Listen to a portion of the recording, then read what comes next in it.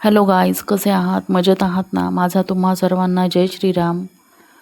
आणि माझ्या उज्ज्वला कुलकर्णी या यूट्यूब चॅनलवर तुमचं अगदी मनापासून स्वागत आहे. तर आषाढी एकादशी निमित्त मी आज अगदी साधी सोपी आणि पटकन होणारी अशी भगर आमटी बनवणार आहे. त्यासाठी भगर मी बघा छान अशी निवडून घेते आधी. बारीक खडेबिडे असू शकतात त्यात, तर ती कचकच लागण्याची पण भीती असते. त्यामुळे आपण भगर अगदी चांगली निवडून घ्यायची आहे आपल्याला आधी.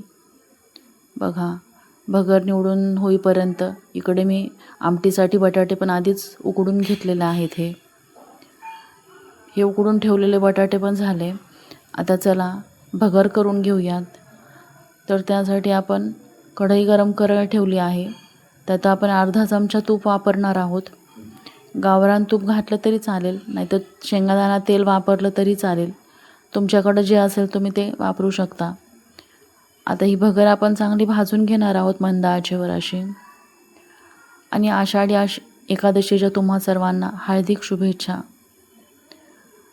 माझ्या अशाच नवीन नवीन रेसिपीज पाहण्यासाठी चॅनलला लाईक करा, शेअर करा, फॉलो करायला विसरू नका.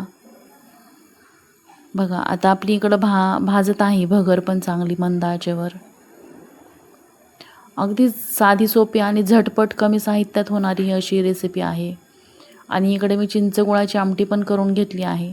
बटाटे पण यात मी कुस्करून घातले आहेत, ते जे मी शिजवून घेतलेले होते आधी ते. बघा खूप छान लागते ही आमटी. तुम्ही पण नक्की ट्राय करा. भगर आमटी अगदी साधी सोपी पद्धतीने नक्की करा. तर चला मग, आपली भगर भाजली आहे. आता यात आपण थोडं थोडं पाणी घालून घेऊयात. पाणी घालून घेतलं मी भगरीत. गरम केलेलं उकळलेलं पाणी होतं हे. तर आपल्याला याच्यावर 10 मिनटं तरी झाकण ठेवून मंद आचेवर आपल्याला ही भगर शिजवून घ्यायची आहे चांगली. आता बघा झाकण ठेवलं आहे मी. आता ही 10 मिनटं आता आपण शिजवून घेऊयात चांगली अशी भगर. बघा 10 मिनटांनी किती सुंदर छान फुलली आहे बघा. अगदी खूप कमी वेळात शिजणारी ही भगर छान लागते. अगदी अगदी साधी आणि हेल्दी पौष्टिक. याच्यात आपण आता शेंगदाण्याचं कूट घालून घेतलं आहे मस्त.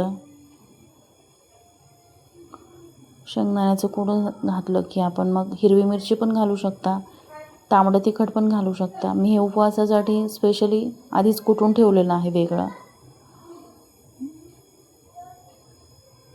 हिरव्या मिरच्या नसतील तर चिमटभर तिखट घातलं तरी पण पटकन होऊन जाते कुठली पण रेसिपी. तर चला, भगर पण आता आपली होत आहे मस्त. अगदी खाण्यासाठी तयार आहे.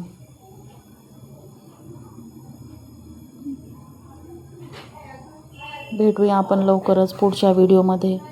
तोपर्यंत बाय.